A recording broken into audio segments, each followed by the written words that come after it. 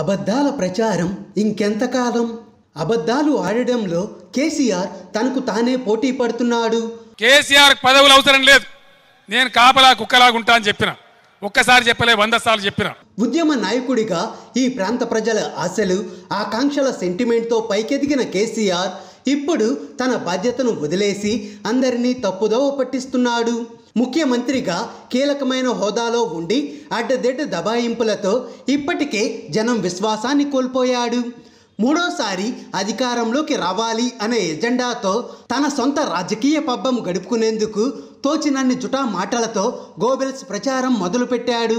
ప్రతి అంశానికి కేంద్రానిదే తప్పు అని వేలెత్తి చూపుతున్న సీఎం ఇక్కడి ప్రజలకు తానే మొదటి జవాబుదారీ అనే విషయం మరిచిపోయినట్లు గాలి పోగేస్తున్నాడు. పెట్రోల్ డీజిల్ ధరల పెంపు, వడ్ల కొనుగోలు, ఎస్టీ మైనారిటీ రిజర్వేషన్లు అన్నింటికీ సెంట్రల్ గవర్నమెంట్ను వేలెత్తి చూపుతున్న కేసీఆర్ వాటిపై తానేం చేసిండో చెప్పకుండా జనాన్ని మోసం చేస్తున్నాడు. 8 ఏళ్ల పాలనలో కేసీఆర్ తన అబద్ధాలతో రాష్ట్రాన్ని నిట్టనిలువునా ముంచిండా, మేలు చేసిండా అనేది ప్రజలకు ఈ పాటికి అర్థమవుతూనే ఉంది. ఉద్యమంలో సకల జనులు అందరూ నమ్మకంగా కేసీఆర్ను ఆకాశానికి ఎత్తితే ఇప్పుడు అదే కేసీఆర్ నమ్మించి మోసం చేస్తున్నాడని అందరూ అనుమానించే రోజులు రావడం తెలంగాణ చేసుకున్న దురదృష్టంగా కనిపిస్తోంది. తెలంగాణలో పెట్రోల్ డీజిల్పై వ్యాట్ పెంచనే లేదు. మేం అధికారంలోకి వచ్చినప్పుడు ఎంత ఉందో ఇప్పుడు అంతే ఉంది అని కేసీఆర్ మాయమాటలు చెప్పడంలో నెంబర్ 1. ఆ రోజు 77 రూపాయలు పెట్రోల్ ధర ఉంటే 114.49 రూపాయలు చేసిండ్రు. 77 రూపాయల నుంచి 114 రూపాయలు చేసింది పెట్రోల్ ధర.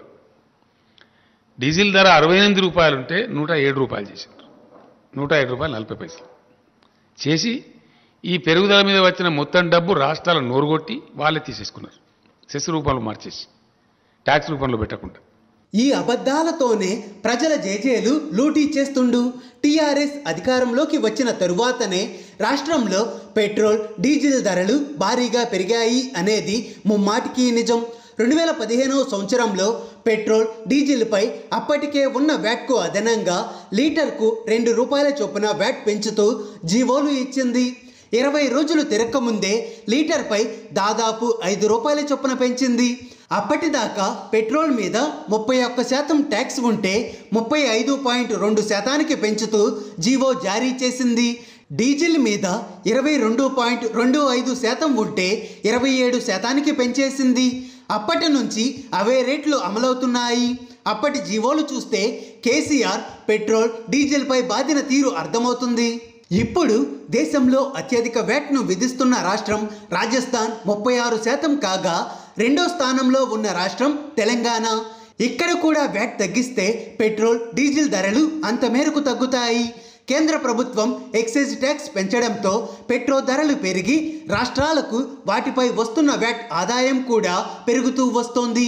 7 ఏళ్లుగా అంత మేరకు పెరిగిన లాభాన్ని వ్యాట్ కింద రాబడిగా చూసుకుంటున్న సర్కార్ జనం మీద పడుతున్న భారాన్ని తగ్గించేందుకు కొంచెమైనా వ్యాట్ను తగ్గించే ప్రయత్నం చేయకపోవడం బాధాకరం.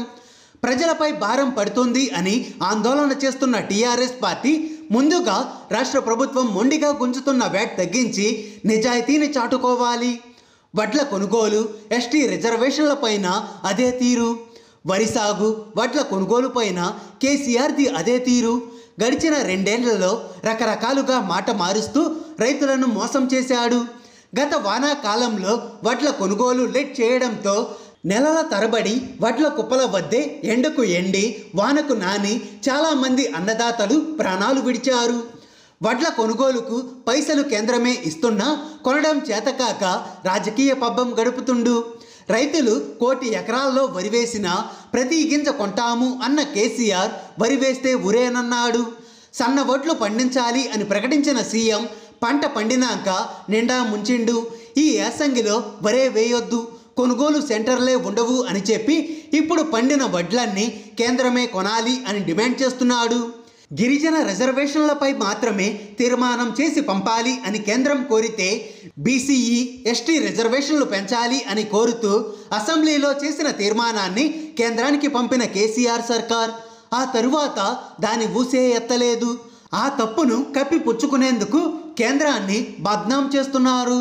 హాయ్ ఫ్రెండ్స్, మా టుడే టుమారో యూట్యూబ్ ఛానల్ చూస్తున్నందుకు చాలా థ్యాంక్స్. మరిన్ని లేటెస్ట్ వీడియోస్ కోసం వెంటనే సబ్స్క్రైబ్ చేయండి.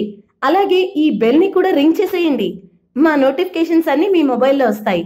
అలాగే మా వీడియోస్ మీకు నచ్చితే లైక్ చేయండి, షేర్ చేయండి, నచ్చకపోతే కామెంట్ చేయండి.